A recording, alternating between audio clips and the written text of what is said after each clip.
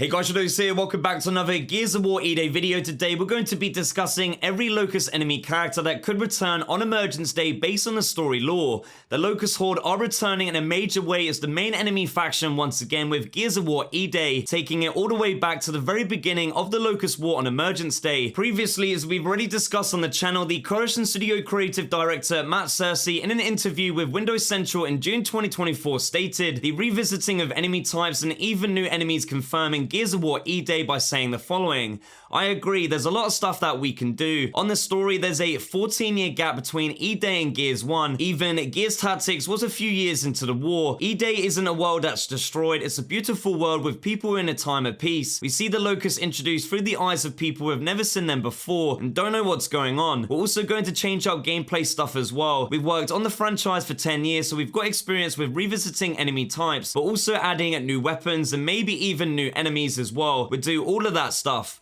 Now, while it would be awesome to possibly imagine all of the new Locust enemy types that could be a thing, you can leave your own ideas down in the comments section below. I thought it'd be best to celebrate the return of the Locust War by revisiting the original Gears of War games, books, and comics, seeing as how it's been almost 15 years since the OG trilogy ended, and starting it with a huge recap on every Locust enemy character from the past, as not everyone's favorite Locust enemy will be returning. Firstly, to begin with, the Gears of War E-Day announcement trailer confirmed that, of course, the Locust Drone is making a glorious return, transformed into a more fearsome, physically intimidating, and utterly brutal looking design, in which the Coalition stated in the official Xbox Wire post that everything else with the Locust is scaling upwards. There was also several Locust Corpsers spotted across the cog city of Kelowna as Marcus and Dom looked out to the night horror of Emergence Day unfolding before their very eyes, and as a cool homage to the OG iconic Mad World trailer. Now, for the Locust enemies that could be expected to return in Gears of War E-Day based on the story lore of the universe and timeline, whether or not they took part in Emergence Day, are as seen in the following. Locust drones are the foot soldiers of the Horde, completely loyal to their queen, making them the brute force of the Locust enemy, being born and bred for pure combat, projecting fearlessness even when outnumbered, ready to fight to the very end. Traditionally equipped with hammerburst assault rifles or even these stolen weapons from the dead cog soldiers, there are many different classes of drones specializing in different forms of combat. The Locust Sniper drones are expert marksmen, always equipped with the stolen cog longshot sniper rifle. They typically choose little to no armor in favor of more mobility, relying on the infrared thermal goggles to even sometimes helmets to help scope out any surviving humans from their perch vantage points. The Locust Cyclops name for their one-eye targeting helmet, they have an infamous trait and notorious habit of looting human weaponry, mainly involving the Mark II Lancer assault rifles, to fight back against the cog gears. Using the Lancers to deadly effect, they even come to terms with using the Lancer chainsaw bayonet on any unsuspecting victims. The Locust Bolter usually ran with a Boltok pistol, or even in rare occasions the Gorgon submachine gun, and combined with their aggressive and fast-paced tenacity, darting at cog gears in cover-to-cover ambushes. There is also several other Locust drone classes that serve different purposes, such as the Beast Rider, Grappler, Miner, Spotter, and Gunner, to name a few. Locust Grenadiers are the shock troopers of the Horde, defined by their aggressive up-close combat style, traditionally rocking a Nasher shotgun paired with a set of Bolo frag grenades. Hardened by battle experience against the Lambent inside the hollows, the Grenadiers would usually lead the pack of drones on hunting with high aggression, often charging into combat with little regard for their own survival preservation. The Locust Ravager is the apex Grenadier shock trooper, tremendously resilient and brutally strong, serving in the Locust Horde as the initial storming force when breaching, clearing, and laying waste to key fortified cog cities by making use of their Locust breaching explosive charges. Locust Wretches are hollow creatures that the Horde used as cannon fodder. They were small, wiry, hunched creatures by nature, but excelled in swarm and ambush tactics, easily able to overpower the human population starting on Emergence Day, as they are known for their apparent desire for human flesh, alive or rotten. Locust Tickers are hollow creatures used by the Horde as a mobile landmine, being strapped with emulsion tanks ready to detonate at a moment's notice. They were primarily used against cog vehicles, however were set upon cog units to break down the defense and cover on the battlefield. Locust Bloodmounts are large bulky creatures from the Hollow that were used by the Horde, in particular by the Beast Rider drones, to ride atop into combat with cog gear units to break through the enemy defenses. If the rider is killed, it becomes enraged and considerably more aggressive, pursuing its targets in a fast fashion, attacking with its razor sharp talons. Locust Serapedes are creatures native to planet Sera and were notably unique, being covered in their extremely durable metallic steel-like shell, possessing the ability to shoot globs of acidic poison from their mouths. Due to force evolution by the Locust Horde using emulsion, they also had gained the ability to release an electrostatic discharge from their pincers, proficient enough for both offensive and defensive capability. Locust Ragers are a specialized drone breed that can metamorph into a larger, deadlier variant upon becoming enraged. Initially presented as drone-like foot soldiers armed with breach shots, their ability to mutate using high concentrated emotion content changes them into feral monsters with berserk-like traits. Locust Boomers are large, brutish, markedly less intelligent, heavy weapon specialists that serve as the slow but deadly tanks of the Horde military, capable of serving multiple roles alongside the drones using a variety of heavy weaponry. The standard Boomers, equipped with the Boomshot rocket launcher, are able to deal a lot of carnage to Cog Gear units while also tanking a lot of punishable damage themselves. The Locust Grinders are a Boomer-class variant that operates as a heavy shock trooper equipped with the Mulcher Gatling gun used to suppress Cog Gear squads and deal heavy firepower to the destruction of Cog cities. The Locust Mauler are the Boomer heavy assault troopers equipped with the bullet explosive resistant shield that could spin, ripping their enemies into pieces. This was also paired with carrying an explosive flower that ignites upon impact when swung at sufficient velocity for damaging consequences. Locust Shriekers are a small hollow creature that floated using its gas-like body equipped with akimbo modified Gorgon SMGs. They were surprisingly formidable opponents against unequipped Cog Gears, with their swarm tactics considerable fast-paced agility to their pinpoint accuracy. Locust Reavers are a large flying creature utilized by the Horde to suppress the Cog Air support fighting toe-to-toe with the King Raven helicopters, driven by two pilots armed with a variety of weapons including a chain gun or rocket launcher, and possess the ability to walk to dominate gears on the ground. Even if the driver is killed or missing, if it detects danger, the Locust Reaver is able to fly on its own to safety. Locust Berserkers are known for their immense size and brutal strength alongside their highly developed sense of hearing and smell to compensate for their blindness and being in a near constant state of extremely aggressive behavior. They were used to not only destroy Cog fortifications or sniff out surviving humans, but also for mating, breeding to reproduce the Locust Horde.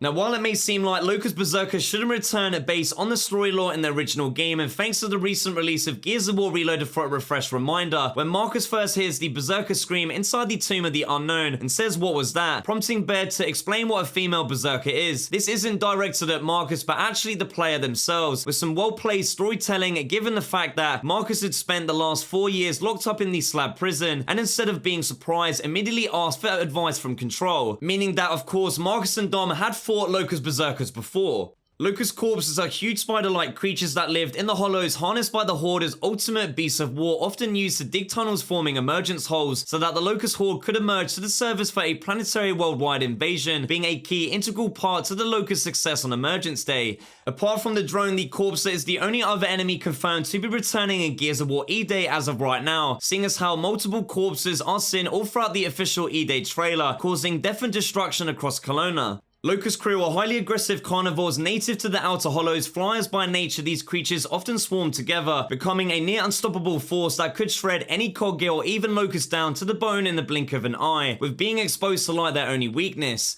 Now, based on the Rise of RAAM comic series, the final issue depicts the Battle of Janamon on Emergence Day as General RAAM, joined by Ketor Skorge and his Locust Blight, the Bloody Vanguard, take on the Cog military base to a decisive victory using the brute strength of the Locust Horde army. So it is currently negative space on when RAAM began being able to control the Kryll and whether or not they did appear elsewhere on Emergence Day. Locust Brumak is one of the largest species of hollow creatures used by the Horde as a heavy assault beast-like tank equipped with heavy weaponry, ranging from the devastating chain guns and rocket launchers to their aggressive destructive nature, primarily used for shock and awe tactics, capable of decimating entire squads or cog structures, coming out on top as the apex predator of the hollows. Next up, for the Locust enemies that should not be expected to return in Gears of War E-Day based on the story lore without breaking the immersion of the other game titles are as the following. Locust Guards represent the elite of the Horde's military in terms of equipment, intelligence, and training, and being decked out in heavy body armor. They are typically assigned to commando-style raids against high-profile targets and high-level defensive missions of Locust importance, such as the Palace Guards in the Inner Hollows Royal Palace.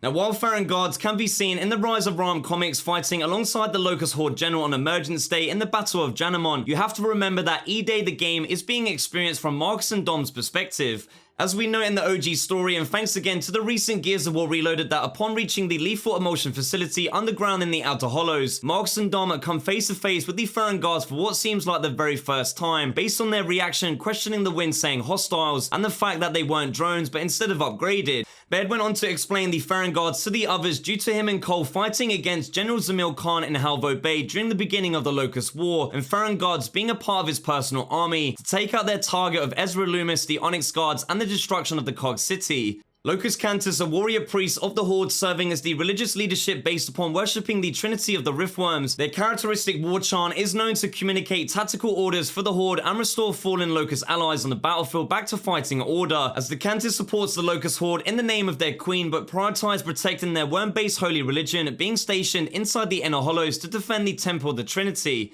Similar to the Theron guard situation as we know in Gears of War 2 story, when Marks and Dom enters the Inner Hollow for the very first time as part of Operation Hollowstorm to take the fight to the heart of the Locust enemy. They come across the Kantus for the first time as Marcus and Dom are surprised to whatever they are fighting, getting Jack to scan their bodies, as Marcus tells Benjamin Carmine he was wondering where the Locust came from. The Armored Kantus are an elite mysterious class of Kantus priests that were decked out in onyx razor sharp spiked armor equipped with deadly dual wielding Gorgon SMGs. They weren't encountered by the Cog until a year and a half after the sinking of Jacinto, serving as part of the Myrrah's Queen Guard. Locust Disciples and Locust Zealots are ferocious enhanced drones in Kantus that wear injection harnesses that deliver a continued flow of emulsion into their bodies, amplifying the power of their attacks and granting them increased resilience and strength. They were created by the Locust scientist Ukkon through experiments in the beginning of the Locust War after E-Day, making up the unrelenting frontline of Ukkon's personal army. Locust Hydra, a mutated species of Reaver serving as the ultimate Locust killing war machine equipped with rocket missiles, a Troika chain gun, and the ability to fly great distances, being the personal mounts to several Locust Council members. They were created by Ukkon after E-Day around the same time as the Hammer Strikes being revealed for the first time to Gabe Diaz, Sid Redbone, and Reyna Torres.